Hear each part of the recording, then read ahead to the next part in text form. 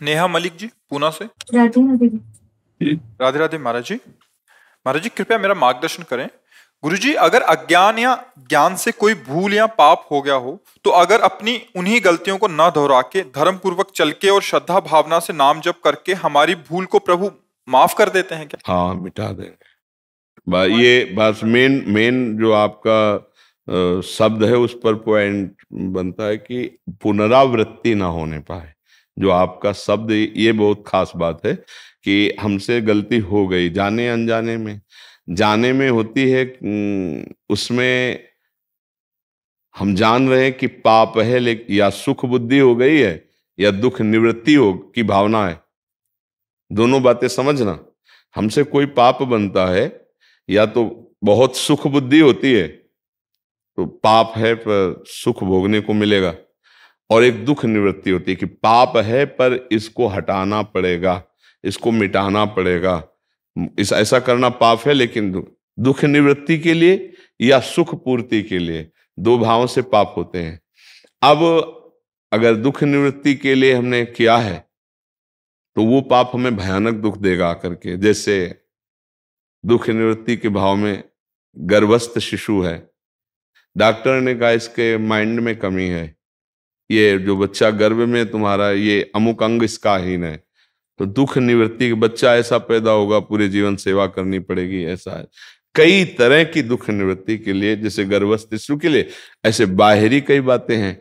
दुख निवृत्ति के लिए किसी जीव की हत्या कर देना, ये हमारे घर में रहेगा तो ऐसा ठीक नहीं, उसे मार देना। किसी भी जीव को, जैसे किसी भी जीव को मारने का अधिकार नहीं, जैसे भूमि पे आपके रहने का अधिकार, इसे हर जीव का अधिकार है।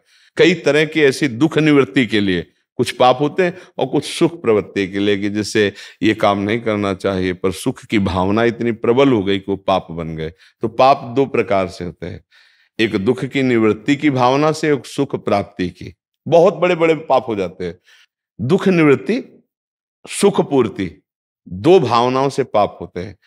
अब पाप हमसे हो गए हैं और अब हमें सत्संग के द्वारा पता चला कि यार बहुत ही इनका दंड मिलेगा, तो हम भयभीत हो जाएं पहला, और आर्त भाव से भगवान की शरण में हो। जो सभीत आवा शरणाई तो रखियो ताई प्राण की नहीं। भगवान ने कहा ना कि अब भगवान के सिवा मेरा कोई भी पाप नष्ट नहीं कर सकता, मुझे नहीं बचा सकता।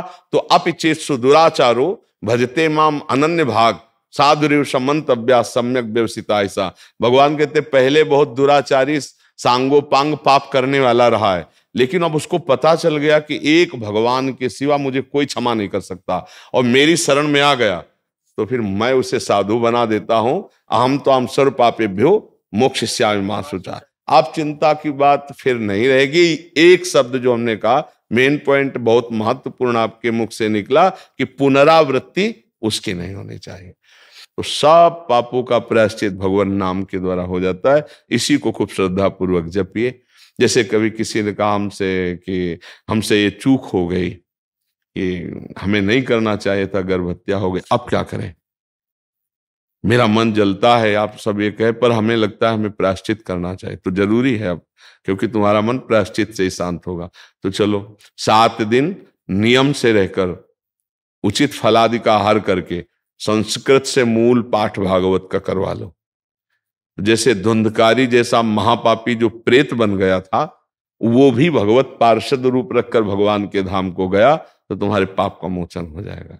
वैसे भगवान नाम में बहुत सामर्थ्य है। नाम संकीर्तनम यस्य सर्व पाप प्रणाशन। सर्व शब्द है ना, कोई भी पाप ऐसा नहीं है जो नाम जप से नष्ट ना हो जाए। पर जो मेन बात है, पुनरावृत्ति नहीं। अगर नाम जप का बल लेकर फिर पुनरावृत्ति, तो नामापराध लग जाएगा, फिर वो नाम प्रभाव नहीं देगा। ध्यान रखना, कानून है, कानून भागवतिक कानून, नामापराध कि नाम के बल से पाप करना। अब ये नामापराध आपको पापों से मुक्त नहीं होने देगा, नाम जपने पर भी। ये मेन पॉइंट की बात आई कि पुनरावृत्ति, अब लो नशानी अब ना न सही, तब सब काम बन जाते हैं।